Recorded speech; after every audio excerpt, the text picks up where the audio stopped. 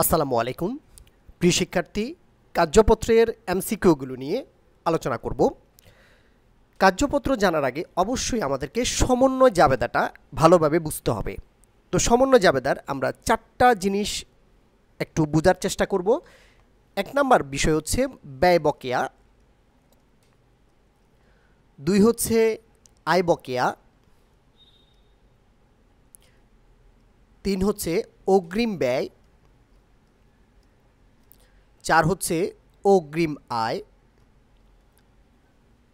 অথবা অনুপার্জিত আয়। অনুপার্জিত আয়। ব্যয় বকেয়া হচ্ছে দায়, আয় বকেয়া সম্পদ, ব্যয় অগ্রিম সম্পদ এবং অগ্রিম আয় হচ্ছে দায়। এই 4টা জিনিস অবশ্যই আমাদেরকে মুখস্থ রাখতে হবে। ব্যয় বকেয়া দায়, আয় বকেয়া সম্পদ, ব্যয় অগ্রিম সম্পদ, আয় অগ্রিম হচ্ছে দায়। 1 নম্বর প্রশ্ন থেকে আমরা শুরু করি। অগ্রিম ব্যয় সমন্বয় করলে কি হয়?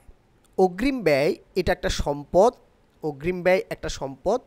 এই সম্পদটা যদি আমরা সমন্বয় করি তার অর্থ হচ্ছে অগ্রিম ব্যয় থেকে কিছু টাকা ব্যয়ের দিকে চলে যাবে, কিছু টাকা ব্যয়ের দিকে চলে যাবে, অর্থাৎ ব্যয় বৃদ্ধি পাবে। অগ্রিম ব্যয় সমন্বয় করলে রেওয়া মিলে অগ্রিম ব্যয় থাকে, যখন এটা সমন্বিত হয় তার অর্থ হচ্ছে অগ্রিম ব্যয়টা ব্যবহার হয়। অগ্রিম ব্যয় যখন ব্যবহার হবে অগ্রিম ব্যয়ের কিছু টাকা চলে যাবে ব্যয়ের দিকে, ব্যয় হয়ে যাবে, ব্যয় বৃদ্ধি পাবে। তাহলে অগ্রিম ব্যয় সমন্বয় করলে ব্যয় বৃদ্ধি পাবে। তাহলে আমরা এখানে ব্যয় বৃদ্ধি পেয়েছি, এই যে ঘ নাম্বারে এটাতে আমরা পেয়েছি। এরপরে আসো অগ্রিম ব্যয় সম্পদ। এই সম্পদটা থেকে যদি ব্যয়ের দিকে কিছু টাকা চলে যায় তাহলে অগ্রিম ব্যয় সম্পদের পরিমাণটা হ্রাস পাবে, সম্পদের পরিমাণ হ্রাস পাবে। এখানেও আমরা দেখছি সম্পদের পরিমাণ হ্রাস পাচ্ছে, সেই এন্ট্রিটাও আছে। তাহলে উত্তর হচ্ছে ঘ নাম্বার।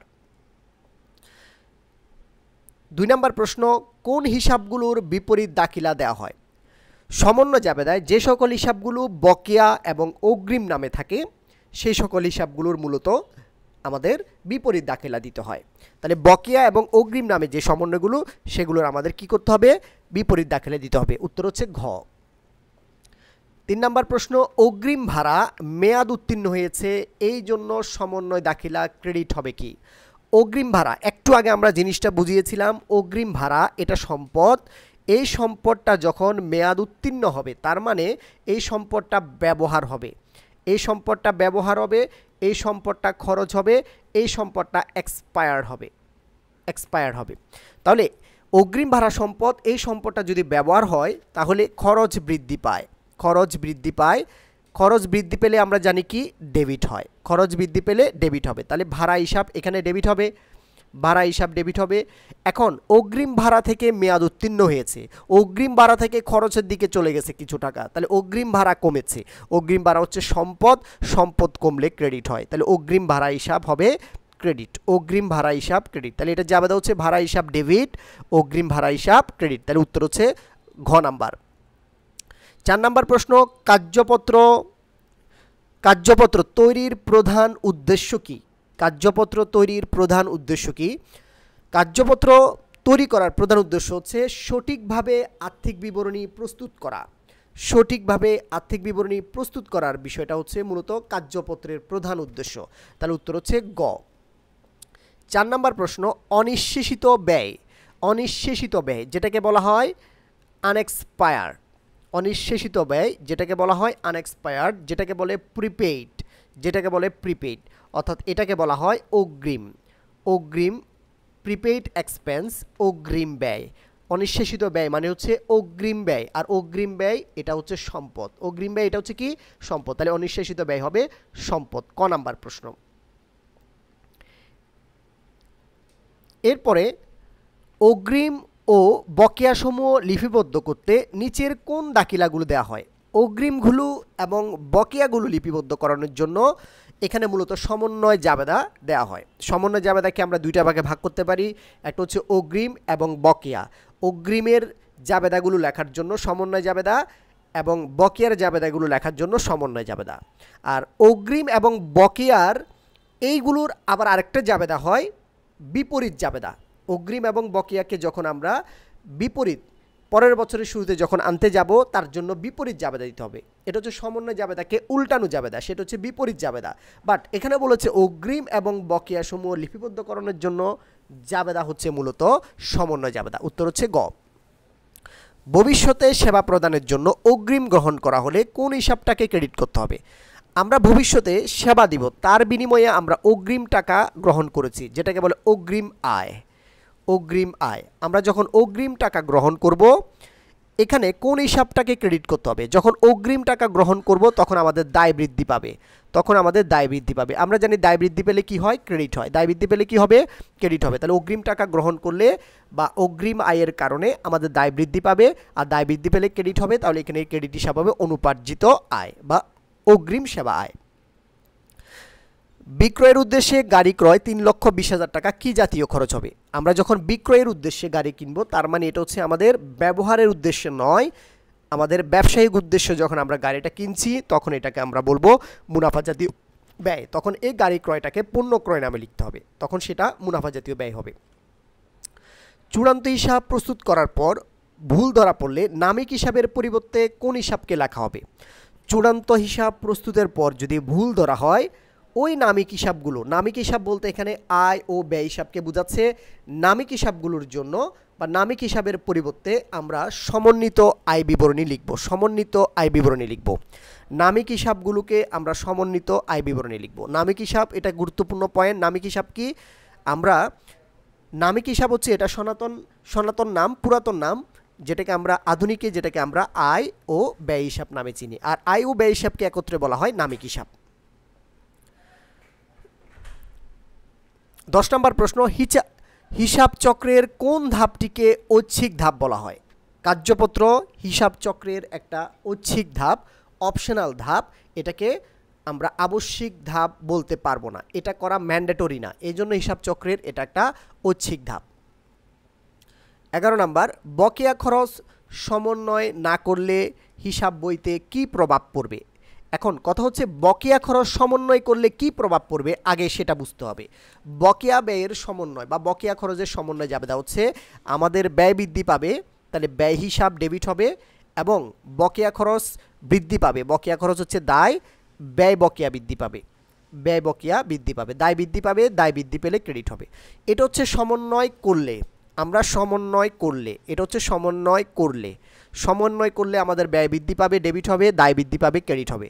আর যদি সমন্বয় না করা হয়, সমন্বয় যদি না করা হয়, সেক্ষেত্রে আমার এই ব্যয়টা কমে যাবে। যেখানে ব্যয় কমে যাবে সেখানে মুনাফা বেড়ে যাবে, যেখানে ব্যয় কমবে সেখানে মুনাফা বৃদ্ধি পাবে, সেখানে মুনাফা বৃদ্ধি পাবে। আর যেখানে দায় বৃদ্ধি পাওয়ার কথা ছিল সেখানে আমাদের দায়টা হ্রাস পাবে, দায় হ্রাস পাবে। তাহলে আমাদের প্রশ্নে কি কি আছে আমরা দেখব। এখানে মুনাফা বেশি হবে, মুনাফা কম হবে, ব্যয় বেশি হবে, মুনাফা অপরিবর্তিত থাকবে। তাহলে এই যে ব্যয় সমন্বয় করলে ব্যয় বৃদ্ধি পেত, আর সমন্বয় না করার কারণে আমাদের ব্যয়টা কমে যাচ্ছে, আর ব্যয় যেখানে কমে যাচ্ছে সেখানে মূলত মুনাফা বৃদ্ধি পাচ্ছে। তাহলে উত্তর হচ্ছে ক। হিসাব চক্রের কোন ধাপের কাজ পরবর্তী হিসাবকালের প্রথম দিনে সম্পন্ন করা হয়? হিসাব চক্রের কোন ধাপের কাজ পরবর্তী হিসাবকালের প্রথম দিনে সম্পন্ন করবে? তাহলে পরবর্তী হিসাবকালের শুরুতে কোনো হিসাব আনতে গেলে এটাকে বলা হয় বিপরীত দাখিলা, এটাকে বলা হয় বিপরীত দাখিলা। 13 নম্বর প্রশ্ন, নিচের কোনটি মূলধনজনিত বা মূলধন জাতীয় প্রাপ্তি? মূলধন জাতীয় প্রাপ্তিগুলো আমরা মনে রাখি, একটা হচ্ছে মূলধন, একটা হচ্ছে ঋণ গ্রহণ, শেয়ার অধিহার এবং স্থায়ী সম্পদ বিক্রয়, স্থায়ী সম্পদ বিক্রয়। তাহলে এই জিনিসগুলো হচ্ছে মূলধনজনিত বা মূলধন জাতীয় প্রাপ্তি, মূলধন, ঋণ গ্রহণ, শেয়ার অধিহার, স্থায়ী সম্পদ বিক্রয়। তাহলে আমাদের প্রশ্নে এখানে ঋণ গ্রহণ আছে, উত্তর হবে উপবাড়া হবে না, বিক্রয় হবে না, কমিশন প্রাপ্তি হবে না। তাহলে ঋণ গ্রহণ একটা মূলধন জাতীয় প্রাপ্তির হিসাব। 14 নম্বর, কার্যপত্রের আয় বিবরণীর ডেবিট ব্যালেন্স কি নির্দেশ করে?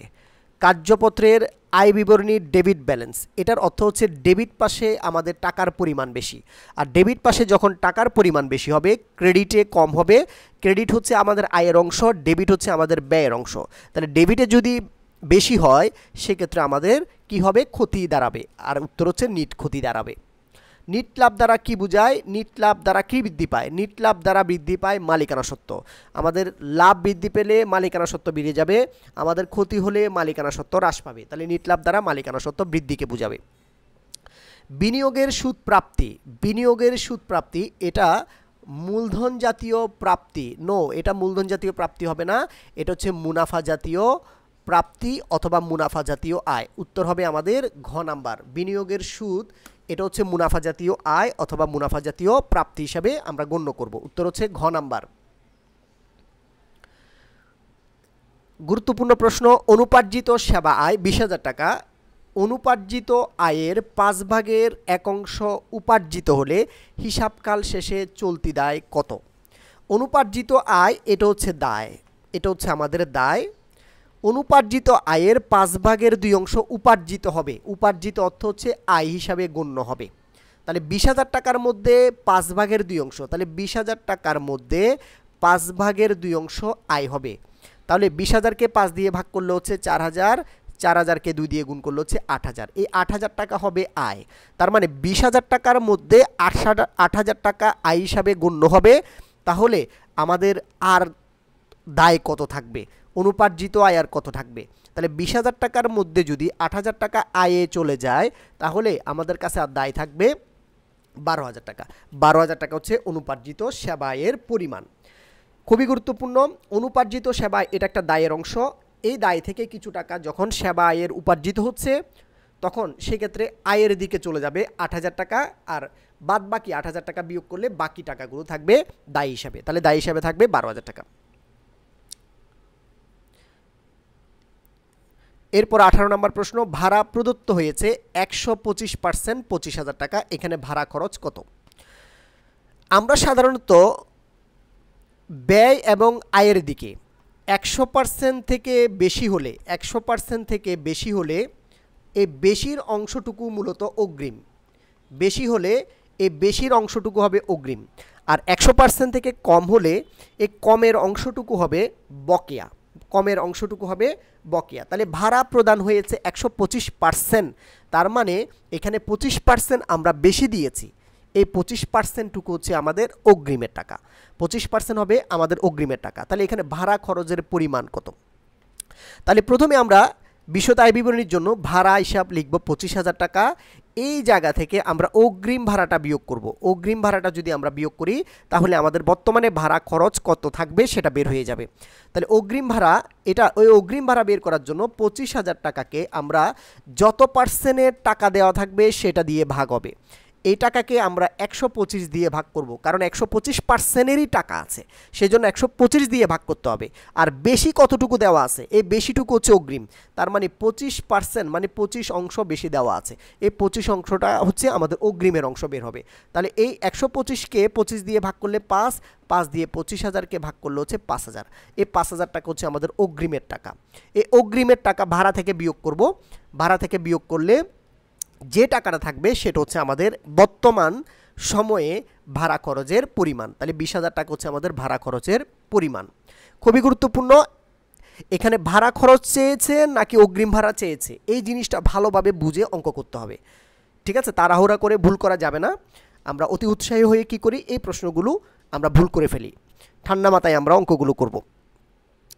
কারবারের প্রকৃত আর্থিক অবস্থা জানার জন্য কোন দাখিলার প্রয়োজন? কারবারের প্রকৃত আর্থিক অবস্থা জানার জন্য সমন্বয় দাখিলা প্রয়োজন। কারণ সমন্বয় দাখিলা হচ্ছে যে সকল হিসাবগুলো আমাদের এখনও অলিখিত অবস্থায় আছে, লেখা হয় নাই, এই বিষয়গুলো যখন আমরা জাবেদা নিয়ে আসব তখন আমাদের প্রকৃতভাবে আর্থিক অবস্থাটা জানা যাবে। সেই জন্য আমরা সমন্বয় দাখিলার মাধ্যমে প্রকৃত আর্থিক অবস্থার পরিমাণ জানতে পারব। এরপরে প্রশ্ন, ভাড়া 9,000 টাকা পরিশোধ করা হয়েছে, 3/1 বকেয়া, বকেয়া ভাড়ার পরিমাণ কত? ভাড়া বকেয়া ভাড়ার পরিমাণ কত? ভাড়া 9,000 টাকা পরিশোধ করা হয়েছে, 9,000 টাকা পরিশোধ করা হয়েছে, যার 3/1 বকেয়া আছে। তাহলে বকেয়া ভাড়ার পরিমাণটা কত? নর্মালি আমরা 3/1 বকেয়ার কথা বলেছি, 3/1 বকেয়া আছে এটা বলেছে। আর ভাড়া পরিশোধ করেছে কত অংশ এটা বলা নাই, কিন্তু ভাড়া পরিশোধ করেছে কত? 9,000 টাকা এটা বলেছে। আমরা সম্পূর্ণ অংশকে যদি 1 ধরি, যার মধ্যে 3 ভাগের 1 অংশ যদি বকেয়া হয়, এই 3 ভাগের 1 অংশ যদি আমরা বিয়োগ করি, তাহলে 1 থেকে 3 ভাগের 1 অংশ বিয়োগ করলে এখানে একটা লসাগু হবে। লসাগু নিচে হবে 3, এটার নিচে আছে হর 1, 1 আর 3 লসাগু করলে 3, আমরা হরকে ভাগ লবকে গুণ, তাহলে 3 দিয়ে 1কে গুণ করব এবং এই 3কে 3 দিয়ে ভাগ করব, পাবো 1, 1কে 1 দিয়ে গুণ করলে পাবো 1, অর্থাৎ আমরা 3 ভাগের 2 অংশ পাচ্ছি। ওকে, এটা আমাদের পরিশোধিত অংশ, এই অংশটা হচ্ছে আমাদের পরিশোধিত অংশ। সংক্ষেপে আমরা এটুকু মনে রাখতে পারি 1 থেকে 3 ভাগের 1 গেলে কি হবে, 3 ভাগের 2 হবে, এটুকু মনে রাখতে পারি। কারণ 1 হচ্ছে সম্পূর্ণ অংশ, তাহলে 3 ভাগের 1 অংশ যদি বকেয়া থাকে আর 3 ভাগের 2 অংশ পরিশোধ করা হয়েছে। এখানে পরিশোধ করা হয়েছে 9,000 টাকা, তার মানে এই 3 ভাগের 2 অংশ এর অর্থ হচ্ছে 9,000 টাকা। কারণ এটাও পরিশোধ, এ টাকাটাও পরিশোধ, এটা ভগ্নাংশে, এটা হচ্ছে আমাদের কি টাকায়। তাহলে 3 ভাগের 2 অংশ সমান হচ্ছে 9,000 টাকা। এখন ওরা বলছে বকেয়া টাকার পরিমাণ কত, আমরা সম্পূর্ণ অংশটাকে বের করে ফেলি। 1 বা সম্পূর্ণ অংশ, 1 বা সম্পূর্ণ অংশ হবে এই ভগ্নাংশ যখন সমানের এই দিকে আসবে, এই ভগ্নাংশটা উল্টে যাবে, নিচেরটা উপরে উঠবে আর উপরেরটা নিচে নামবে। তাহলে 9,000 গুণ 3 হবে উপরে, 2 হবে নিচে, 3 হবে আমাদের উপরে, 2 হবে নিচে। ওকে, এই 2 দিয়ে 9,000কে যদি আমরা ভাগ করি তাহলে পাচ্ছি আমরা 4,500। এই 4,500কে আমরা 3 দিয়ে গুণ দিব, 3 4 12, আর এদিকে হচ্ছে 1500কে 3 দিয়ে 500কে 3 দিয়ে গুণ করলে 1500, তাহলে 13,500 টাকা। 13,500 টাকা হচ্ছে আমাদের মোট ভাড়ার পরিমাণ, মোট ভাড়ার পরিমাণ। তাহলে 13,500 টাকা হচ্ছে মোট ভাড়ার পরিমাণ, যার মধ্যে পরিশোধ হয়েছে 9,000 টাকা। পরিশোধ হয়েছে 9,000 টাকা, তাহলে পরিশোধ হয়নি কত, পরিশোধ হয়নি 4,500 টাকা। উত্তর হচ্ছে 4,500 টাকা। অনেক ঘুরানো প্রশ্ন, ঠান্ডা মাথায় চিন্তা করে প্রশ্নটা করতে হবে।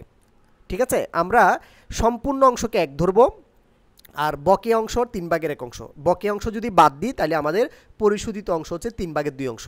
আবার পরিশোধিত অংশের টাকা দেওয়া আছে, তার মানে আমরা বলতে পারি 3 ভাগের 2 অংশ সমান 9,000। 1 বা সম্পূর্ণ অংশ মানে হচ্ছে পুরো ভাড়ার টাকার পরিমাণ।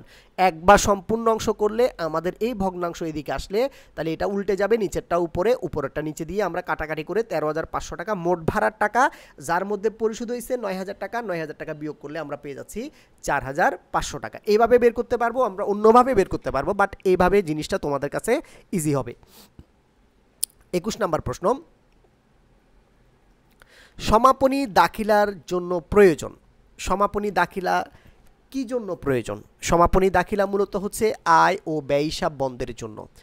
আয় ও ব্যয় হিসাব বন্ধের জন্য সমাপনী দাখিলা দেয়া হয় এবং উত্তোলন বন্ধের জন্য দেয়া হয়, লাভ বা ক্ষতি বন্ধের জন্য দেয়া হয়। সমাপনী দাখিলা আয় হিসাব, ব্যয় হিসাব, উত্তোলন, লাভ ক্ষতি এগুলো বন্ধের জন্য মূলত দেওয়া হয়। তাহলে ব্যয় বন্ধের জন্য দেওয়া হয়, আয় বন্ধের জন্য দেওয়া হয়, উত্তোলন হিসাব বন্ধের জন্য দেওয়া হয়। তাহলে উত্তর তিনোটাই সঠিক, উত্তর হচ্ছে ঘ নাম্বার।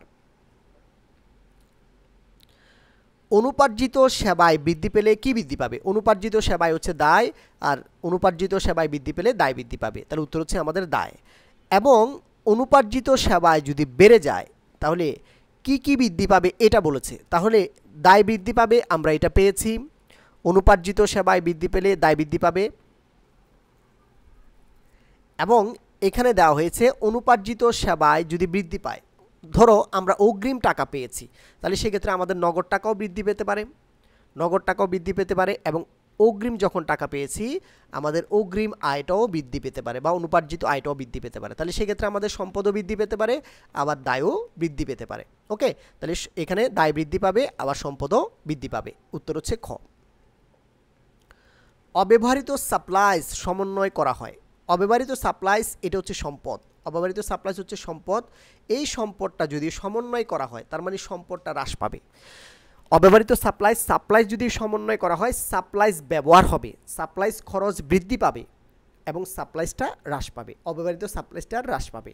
তাহলে এখানে সাপ্লাইজ অব্যবহৃত সাপ্লাইজ সমন্বয় করলে সাপ্লাইজ কমে যাবে, সাপ্লাইজ থেকে বাদ যাবে এবং সাপ্লাইজের সাথে যোগ হবে, এটা হবে না, এবং চলতি সম্পদ হিসাবে প্রদর্শন হবে। অব্যবহৃত সাপ্লাইজ কোথায় বসানো হয়? চলতি সম্পদে বসানো হয়, এই চলতি সম্পদ হিসাবে প্রদর্শন হবে। বিক্রয়ের উদ্দেশ্যে আসবাবপত্র ক্রয়, তাহলে এটাকে আমরা পণ্য ক্রয় হিসাবে বলবো, ক্রয় হিসাব ডেবিট হবে। তাহলে ক্রয় একটা ব্যয়, আমাদের মুনাফা জাতীয় ব্যয় বৃদ্ধি পাবে, মুনাফা জাতীয় ব্যয় বৃদ্ধি পাবে।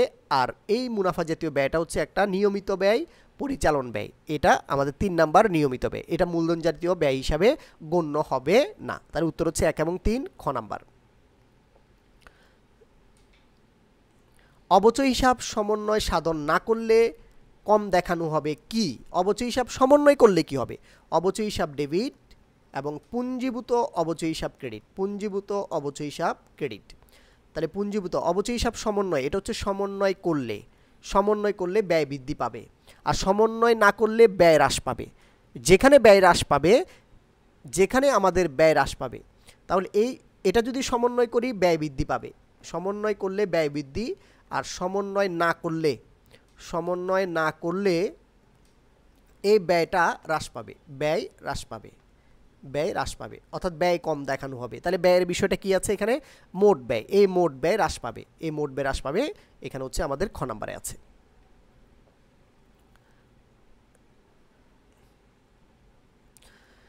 মিস্টার মেহেদির 2014 সালের 31 ডিসেম্বর তারিখে কিছু যা দেওয়া আছে, সেবা আয়, অনুপার্জিত সেবায় এবং সেবা আয়, বকেয়া আয়, অগ্রিম বীমা, এই আইটেমগুলো দেওয়া আছে। 26 নম্বর প্রশ্ন বলেছে অনুপার্জিত আয়ের 5,000 টাকা এখনও অনার্জিত হলে মোট সেবা আয়ের পরিমাণ কত? অনার্জিত আয়ের 5,000 টাকা এখনও অনার্জিত, তাহলে আমাদের এখানে অনার্জিত সেবায় মানে অগ্রিম সেবায়কে বোঝানো হয়েছে। অনার্জিত সেবায় বলতে অগ্রিম সেবায় ছিল 20,000 টাকা। অগ্রিম সেবায় হচ্ছে আমাদের 20,000 টাকা। এই 20,000 টাকা এখনও বলছে অনার্জিতর ঘরে আছে 5,000 টাকা। এই 20,000 টাকা অনার্জিতর ঘরে আছে কত? 5,000 টাকা। অনার্জিতর ঘরে 5,000 টাকা, মানে অগ্রিম আয়ের মধ্যে 20,000 টাকার মধ্যে ওই অগ্রিম আয় আছে এখন 5,000 টাকা। তাহলে আর 15,000 টাকা কই? এই 15,000 টাকা হয়েছে আয়, এই 15,000 টাকা হয়েছে অর্জিত আয়। 15,000 টাকা, তার মানে 20,000 টাকার মধ্যে 5,000 টাকা অনার্জিত হিসাবে এখনও আছে। 20,000 টাকার মধ্যে এখন আছে মাত্র 5,000, তাহলে 15,000 টাকা কোথায় গেল? অর্জিত হয়েছে। তাহলে আমাদের আয় বৃদ্ধি পেয়েছে। তাহলে আমাদের প্রশ্নে আগের আয় কত ছিল? আমাদের প্রশ্নে আগের আয় ছিল, এই যে সেবা আয় ছিল 35,000 টাকা। তো এই আয়ের সাথে এইখানে যে 15,000 টাকা অর্জিত হয়েছে, এই 15,000 টাকা যোগ হবে, তাহলে মোট আয় দাঁড়াবে আমাদের 50,000 টাকা। তাহলে মোট সেবা আয়ের পরিমাণ এখানে দাঁড়াচ্ছে আমাদের 50,000 টাকা। অগ্রিম আয়, অনার্জিত আয় 20,000 ছিল, বাট এখন আছে 5,000, 15,000 টাকা আয়ে চলে গেছে। তাহলে আগের আয় ছিল, এখানে আমাদের সেবা আয় আছে 35,000, এই অর্জিত আয়টা 15,000 টাকা আয়ের সাথে যোগ হয়ে মোট আয় দাঁড়াবে 50,000।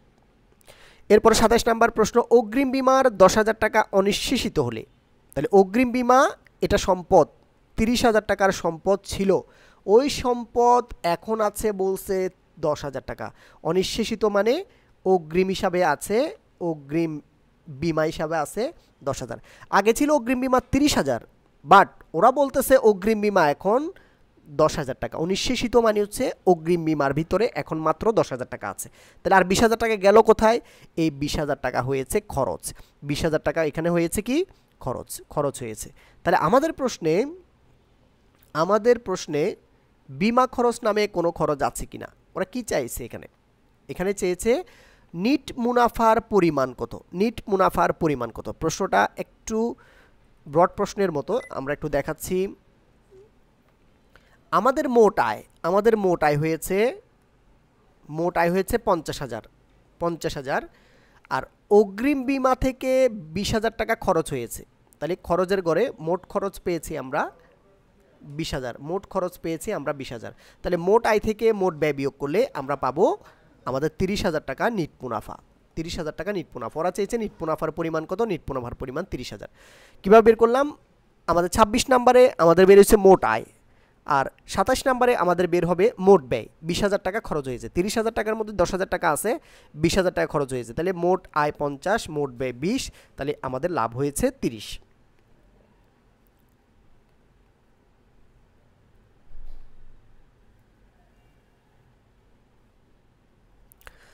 28 নম্বর প্রশ্ন, মিস তাহসিন একটি মোটর গাড়ি 50,000 টাকায় ক্রয় করেছিলেন। বর্তমানে এর ক্রমযোজিত অবচয় 20,000 টাকা। তিনি গাড়িটি 36,000 টাকায় বিক্রয় করলেন, বিক্রয়জনিত লাভ ক্ষতি কত? লাভ ক্ষতি বের করার জন্য মূলত আমাদেরকে গাড়িটির বহিমূল্য বের করতে হবে। তাহলে 50,000 টাকার গাড়ি কিনেছি আমরা, ওই গাড়িটার অবচয় হয়েছে 20,000 টাকা।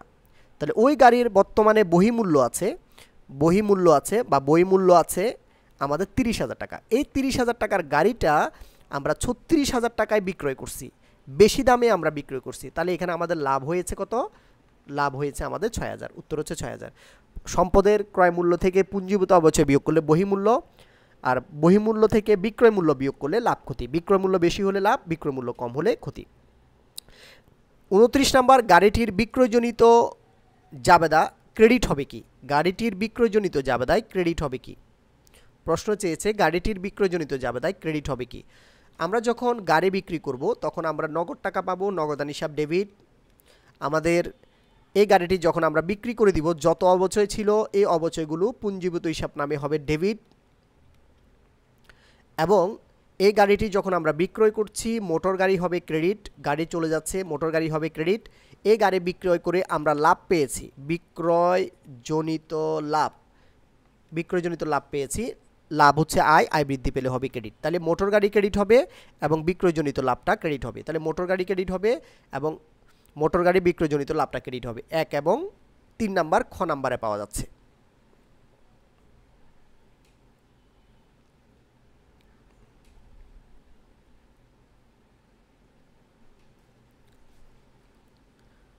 আমরা আর 2টা প্রশ্ন করব, আমরা 2টা প্রশ্ন স্কিপ করছি এখানে। আচ্ছা, এই প্রশ্নটা আমরা আলোচনা করি। সমন্বয় দাখিলা কেন প্রয়োজন? সমন্বয় দাখিলা কেন প্রয়োজন? এটা আমরা প্রশ্নটা আগেও পেয়েছিলাম।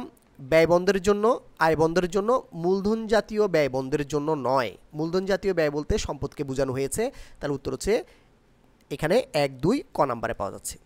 বিপরীত দাখিলা কখন করা হয়? খুবই গুরুত্বপূর্ণ প্রশ্ন। বিপরীত দাখিলা করা হয় হিসাবকালের প্রথম তারিখে। হিসাবকালের প্রথম তারিখে। এই বছরের হিসাবগুলো পরের বছরের শুরুতে আনার জন্য মূলত বিপরীত দাখিলা দেওয়া হয়। তাহলে বিপরীত দাখিলা দেওয়া হবে হিসাবকালের প্রথম তারিখে। লাস্ট প্রশ্ন, বকেয়া বেতনের বিপরীত দাখিলা কি হবে? বকেয়া বেতনের বিপরীত দাখিলা, আর বকেয়া বেতনের সমন্বয় জাবেদা আগে শিখবো আমরা। তাহলে বেতন হিসাব ডেবিট এবং বকেয়া বেতন হিসাব ক্রেডিট। এটা হচ্ছে আমাদের সমন্বয় জাবেদা। এটা হচ্ছে সমন্বয় জাবেদা। এই সমন্বয় জাবেদার উল্টানো জাবেদা, উল্টায় আমরা এই জাবেদাটাকে যদি উল্টায় লিখি তাহলে বেতন এখানে বকেয়া বেতন হিসাব ডেবিট এবং বেতন হিসাব হবে ক্রেডিট। তাহলে এটা হচ্ছে আমাদের বিপরীত দাখিলা। আমাদের আয় বকেয়া এবং ব্যয় বকেয়াগুলো দেখলেই আমরা উল্টিয়ে বিপরীত জাবেদা করতে পারবো। তাহলে এই বেতন বকেয়ার সমন্বয় জাবেদা, এই সমন্বয় জাবেদাকে যদি আমরা উল্টায় লিখি, বকেয়া বেতন ডেবিট, বেতন হিসাব ক্রেডিট, এটা হবে আমাদের বিপরীত জাবেদা। তাহলে এখানে বকেয়া বেতন ডেবিট আছে কোথায়? এই জায়গায় বকেয়া বেতন ডেবিট আছে এবং বেতন হিসাব ক্রেডিট আছে। তাহলে উত্তর হচ্ছে খ নাম্বার। আশা করি কার্যপত্রে তোমাদের যে এমসিকিউগত যে সমস্যাগুলো এগুলো ক্লিয়ার হবে। এই ভিডিওটা সম্পূর্ণ দেখবা তোমরা ভালো করে। আশা করি তোমাদের পরীক্ষায় কমন আসবে। ধন্যবাদ সাথে থাকার জন্য। আসসালামু আলাইকুম।